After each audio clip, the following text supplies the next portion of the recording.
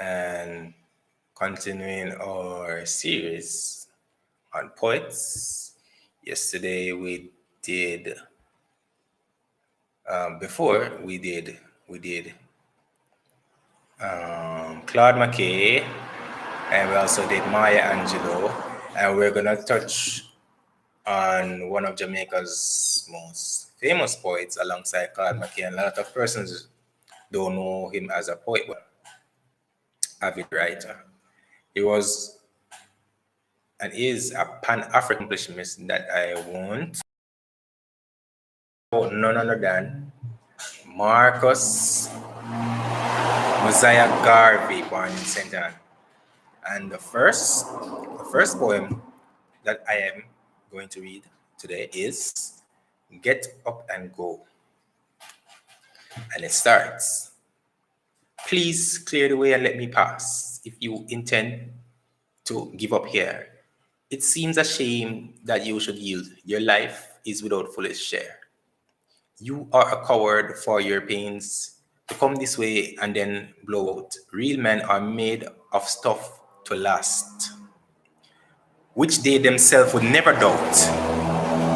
Get up, you broken bits of flesh. Take courage and go fighting on. For every black man, there's a day which pride in his race will begin. And that one is Get Up and Go.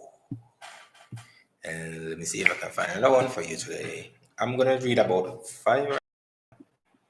And this one is A Summer's Dream. Alas, as I lay asleep at midnight, a thought came stealing me, a shadow of great disaster, the passing of my love at sea. I heard the chimes of Angelus. It sounded sad but ringing clear. I had a glimpse of their heaven, for my love was going there. The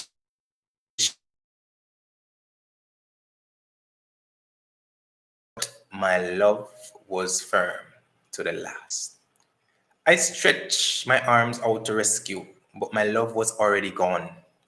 A burning light struck my vision. It was like shining glare at morn. There were angels in the heavens sound. I can almost see how clearly there is a passage.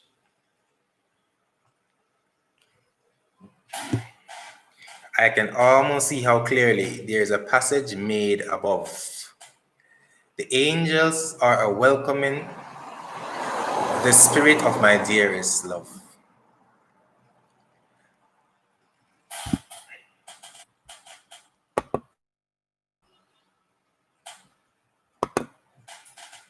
I am left with my dreams alone in a cold world of sin and care. For my love is gone forever with happy angels bliss to share. I tried to enter into heaven, but the gates were closed to me. The guardian of my destiny had not seen set my spirit free. I struggled with the vision, for it was a torturing me. My love was taken to heaven, and the sweet face I could not see. At last I came to my senses and found it was a summer's dream. My love was still right beside me. A creature perfect as could seem. This one sounds like a beautiful love note, nightmare of losing someone and not being able to transcend along with them. It could be seen both ways. And that one is a light one. Let me see if I can find a more radical one. And this one is Africa for the Africans. Say, Africa for the Africans, like America for the Americans. This is a rallying cry for a nation, be it in peace or revolution. Black are men, no longer crying fools. They demand a place, not like we tools, but among the world of great nations. They demand a free, self-governing state. Hurrah, hooray, great African wakes. She calls her sons, and none forsakes, but to colors of the nation runs, even though assailed by enemy guns. Cry it loud and shout it, Ion, hurrah. Time has changed, so hail new Africa. We are now awakened rights to see, we shall fight for dearest liberty. Mighty kingdoms have been truly reared on the bones of black man. Facts declared. History tells this awful, pungent truth. Africa awaits our rightful forsooth. Europe cries to Europeans who, Asiatics claims Asia so, Australia for Australians and Africa for the Africans. Black men hands have joined now together. They will fight and brave all death's weather. Motherland to save and make her free, spreading joy for all to live and see. None shall turn us back in freedom's name. We go marching like men of fame who have given laws and codes to kings, sending evil flying on crippled wing. Black men shall in groups reassemble, rich and poor, and great and humble. Justice shall be their rallying cry. With millions of soldiers pass us by, look for that day coming surely soon, when sons of Han will show no coon. Could the mighty deeds of valor do, which shall bring giants for peace to sue? Hooray, hooray, better times are near. Let us front the conflict and prepare. Greet world as soldiers bravely choose. Sunder not Africa shouts to you. And that one of this is one of Marcus Garvey most well-known poems, Africa for the Africans. The tone of it is like that. This one is the smell of Mussolini, and Benito Mussolini was the fascist dictator of Italy in 1929 to 1946 or thereabouts, when he was lynched. He was part of the Axis powers in World War II, and he invaded Ethiopia in the second Ethio-Italian War. So this is the smell of Mussolini. When summer's day have gaily passed away, and the winter months have darkly come again, and when sweet spring does bring the laughing day, there shall be a bloody, lingering stain in the character of Mussolini.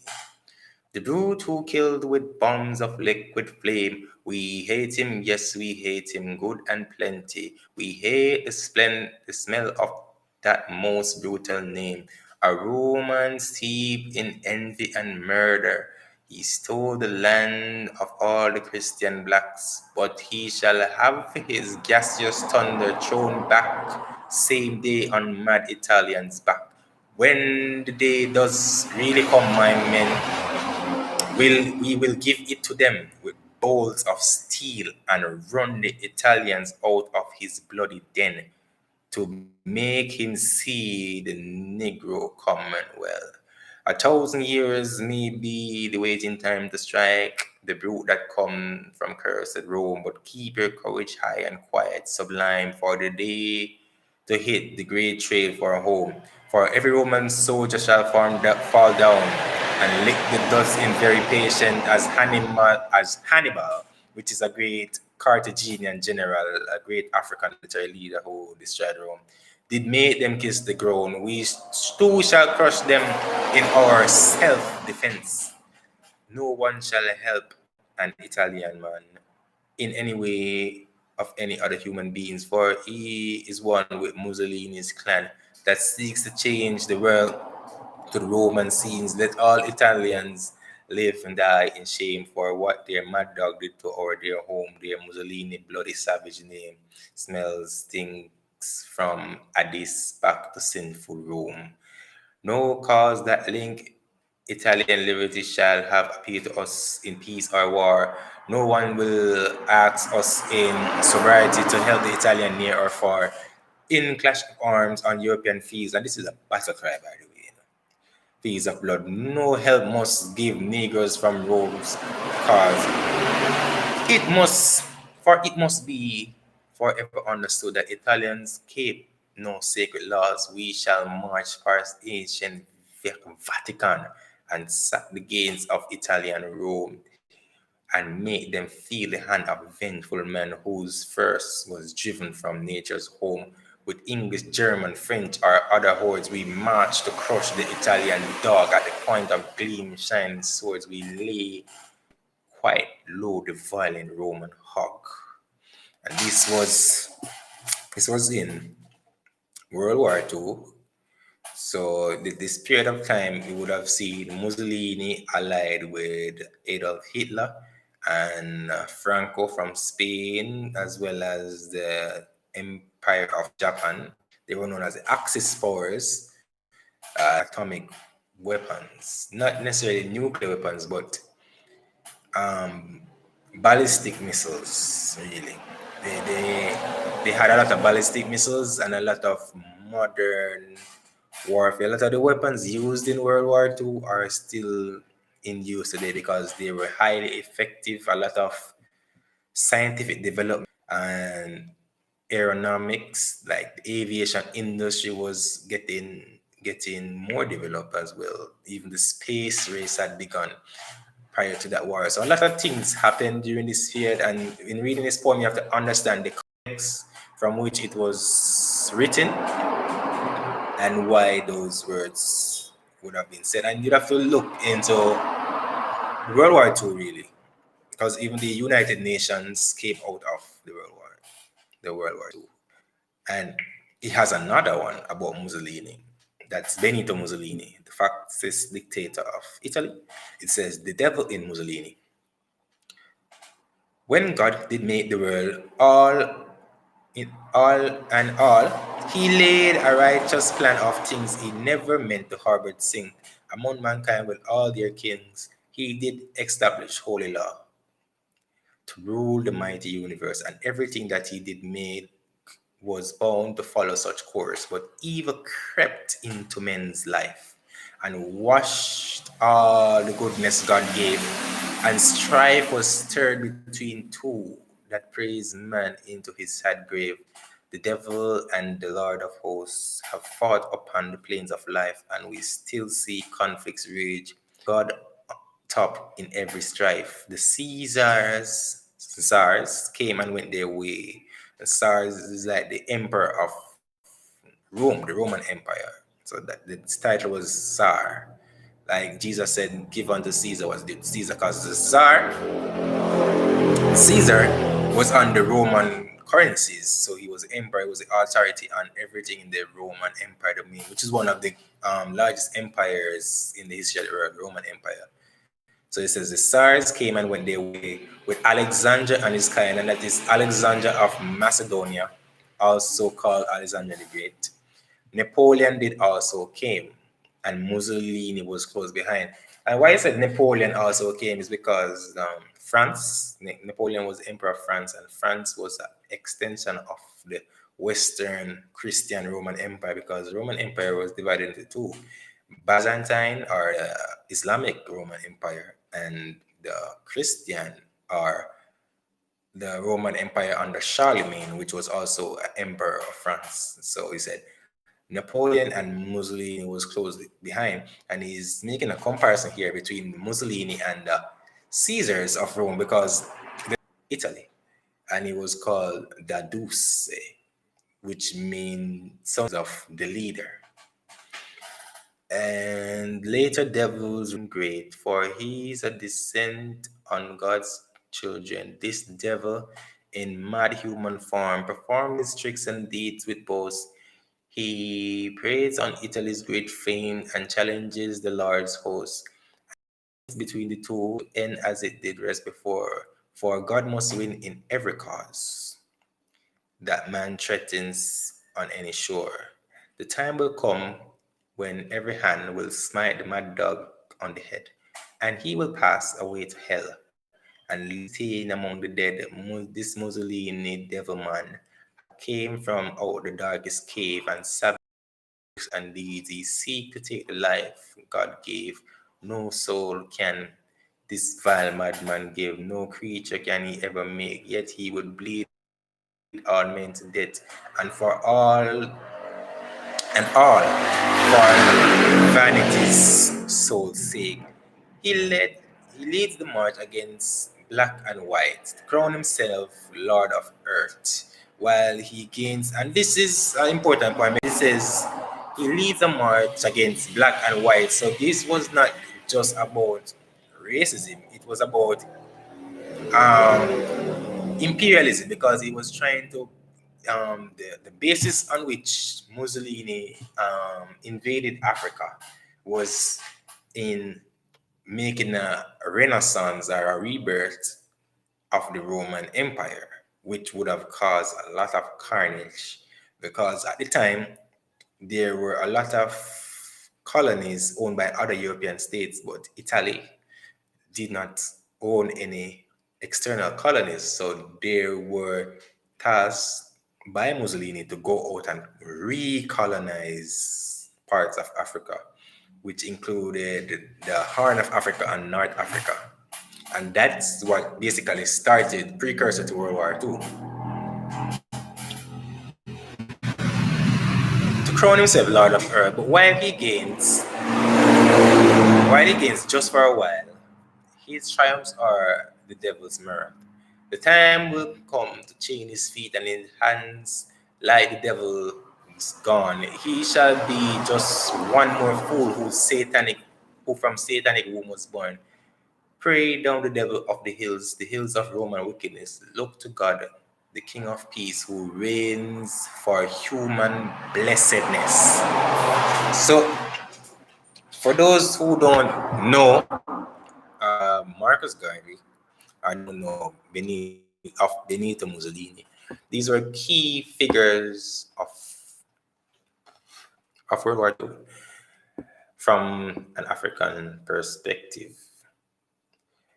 Because why Mussolini wasn't as known as Hitler, because of how the the press would have played it, because the Jews were powerful at the time, and when Adolf Hitler had the Jews in concentration camps, they had controlled banking, printing, and so forth. So, for example, if say 8 million Jews were killed under Adolf Hitler versus 40 million Africans under Mussolini, the Jews would have gotten more highlighted, because they would have controlled and been more influential back then. But the impact of Benito Mussolini is as great as Adolf Hitler's. So let me see if I have any more for you. And finish, because this has been a long video with the last one. I hope this one is more upbeat and uplifting, but let's see. And I'm reading these most of them for the first time. And it says, for the fall of slavery.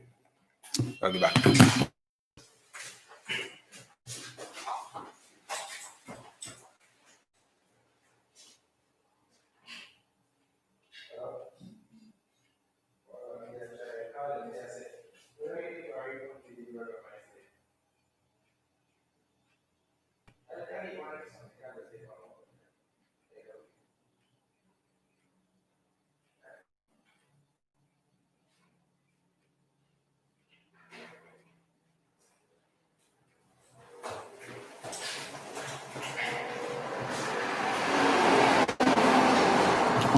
Hey, I'm back, and had a call. slavery for the benefit of Haile Selassie and Benito Mussolini. So, based on the previous points that we read, this one is probably aimed at the two devil with a heart of stone. The man who also lives with pride to tease humanity shall oft be left alone. All men should have freedom of all rights, for nature made no sovereign but the soul, and all should look towards the glorious heights to seek the sweet enjoyment of the whole. When a selfish creature void of love for men inflicts his will upon the hopeless and weak, all else shall spurn him as they can to force him from the sovereign evil peak. The thoughtful man who loves his brother well is king to keep up on an earthly throne, but the slaver, all shall go right down to hell to sleep upon the stabs of burning stone. The precious life of man demands a will to fight, to hold the trust of his defense, though tyrants would all manly freedom kill. True knights of love shall guard the human fence. Let's set the human standard high for all, and see that pompous king and lords obey. And when they fail through sin, proclaim their fall, and hasten in for all freedman's day. So basically, that's it for today. What do you think of Marcus Garvey? And this will probably be one of the most radical poems I've read. I didn't proofread them before. I know that Marcus Garvey at times write this type of way, but I didn't read them before. So this is just a live reaction, live analysis. And I can't tell if I might encounter another poet on the series as radical as Marcus Garvey, maybe Malcolm X if he writes poems, or some revolutionary Marxist leaders, maybe like a Fidel Castro or Che Guevara, if I can translate. Cheers from Spanish. Good morning. I'm gonna end the stream now, so farewell. And tomorrow, look out for another one.